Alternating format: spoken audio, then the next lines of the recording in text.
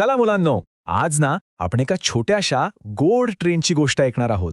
आणि गंमत काय माहितीये का, ही ट्रेन चक्क शाळेत जाते. चला तर बघूयात तिचं नाव काय आहे आणि ती काय काय करते ते. काय, ट्रेनसाठी शाळा? तुम्ही कधी ऐकलं आहे का असं? मला तर खूपच आश्चर्य वाटतंय. चला आपण पटकन जाऊन बघूया की या ट्रेनच्या शाळेत नेमकी काय धमाल चालते. चला तर मग आपण एका जादुई ठिकाणी जाऊया, खूप खूप दूर. बघा, हे आहे सगळ्या ट्रेन्सचं घर. इथे किती वेगवेगळ्या रंगांच्या आणि आकारांच्या ट्रेन आहेत. आणि हो, याच गर्दीत आपला एक छोटासा मित्र लपला आहे. चला आपण त्याला शोधूया. हा बघा, सापडला. हाच आहे आपला छोटा मित्र झुकझुक. पण अरे रे, हा तर अजून झोपलेलाच दिसतोय. त्याला शाळेसाठी उठवायला हवं ना. तेवढ्यात तिथे मोठे इंजिन दादा आले आणि त्यांनी आपल्या मोठ्या प्रेमळ आवाजात शिट्टी वाजवली आणि म्हणाले, माझ्या लहानग्या झुकझुक, उड बाळा, बघ शाळेची वेळ झाली आहे. झुकझुकने हळूच डोळे उघडले आणि जांभई देत तो काय म्हणाला माहितीये? म्हणाला, मला अजून थोडी झोपू द्या ना, आज मला शाळेत जायचा खूप कंटाळा आलाय. हे ऐकून मोठे इंजिनदादा हसले आणि म्हणाले, अरे पण आज तर शाळेत सगळ्यात मजेशीर गोष्ट शिकवणार आहेत, रुळावरून वेगाने कसं धावायचं ते. आणि जर तू नाही आलास तर तुझी शर्यत चुकेल आणि मग तू मागे राहशील. पळायला शिकायचं? शर्यत? हे ऐकताच झुकझुकचा सगळा आळस कुठच्या कुठे पळून गेला.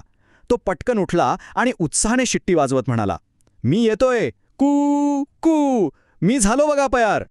चला, झुकझुक तर निघाला शाळेकडे.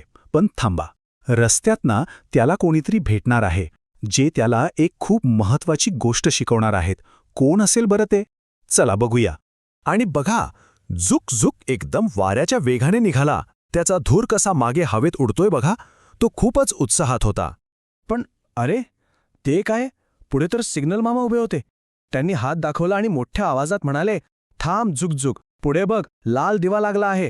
पण झुकझुकला तर शाळेत जायची किती घाई होती. तो म्हणाला, नाही नाही, मला थांबायला अजिबात वेळ नाहीये, मला शर्यतीसाठी उशीर होईल. तेव्हा सिग्नल मामाने त्याला प्रेमाने पण जरा गंभीर आवाजात समजावलं, अरे बाळा, असं करू नकोस. नियम हे आपल्या चांगल्यासाठी, आपल्या सुरक्षेसाठी असतात. जर तू थांबला नाहीस ना तर अपघात होऊ शकतो. अपघात? अरे बापरे, हे ऐकून तर झुकझुक घाबरलाच. त्याने पटकन जोरात ब्रेक लावला आणि त्याची गाडी जागेवरच थांबली. तर मुलांनो, हा आहे रस्त्यावरचा सगळ्यात महत्वाचा नियम. लाल दिवा दिसला की काय करायचं? बरोबर थांबायचं. आणि हिरवा दिवा लागला की आता आपण सुरक्षितपणे पुढे जाऊ शकतो. लक्षात राहील ना सगळ्यांच्या? हुश, एकदाचा झुकझुक स्टेशनवर पोहोचला आणि तिथे मोठे इंजिन दादा त्याची वाटच बघत होते. त्यांनी ठरवलं की आज झुकझुकची एक छोटीशी परीक्षा घ्यायची. बघूया हा. इंजिन दादा म्हणाले, आता तुला तुझ्या मागे तुझे मित्र म्हणजे डबे जोडायचे आहेत. त्यासाठी 3 सोपे नियम आहेत. पहिला नियम, सगळ्यांनी एका ओळीत उभं राहायचं, म्हणजे गडबड गोंधळ होणार नाही.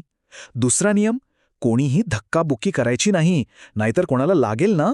आणि तिसरा, गाडी एकदम हळू सुरू करायची, म्हणजे कोणी पडणार नाही. वाह, आपला झुकझुक आता किती हुशार झालाय बघा.